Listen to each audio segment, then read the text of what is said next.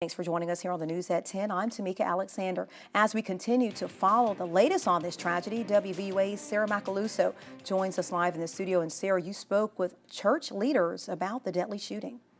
Tamika, several churches across the state are coming together to show their respect for the Charleston community.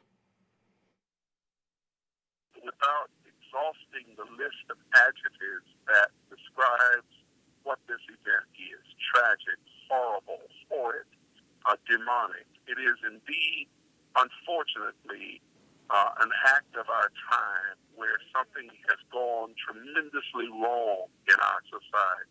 21-year-old Dylan Roth is in custody after shooting 9 people in the Emmanuel AME Church. Some of the victims were 54-year-old Cynthia Hurd, 87-year-old Susie Jackson, and the church's pastor, Clementa Pinkney. I spoke with Bishop James Davis of Alabama AME Churches. He told me he was friends with Pinkney and says his loss will not be forgotten. He has a tremendous love for people, and he has figured out early in his life that his ministry was a ministry of social consciousness. He saw himself as a voice for those whose voices were not being heard.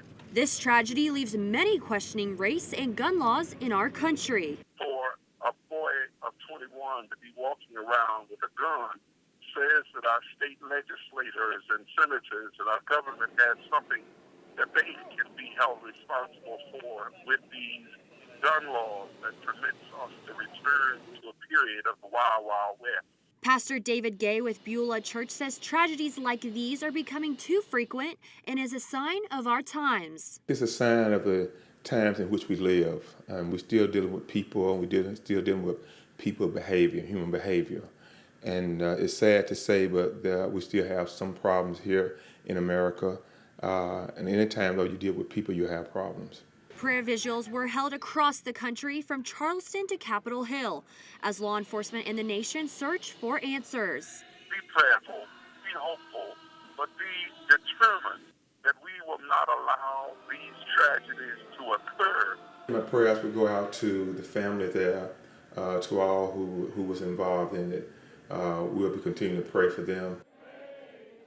Earlier today, Mayor Walt Maddox tweeted, "Our thoughts and prayers are with the city of Charleston and all the families who are dealing with this horrific tragedy."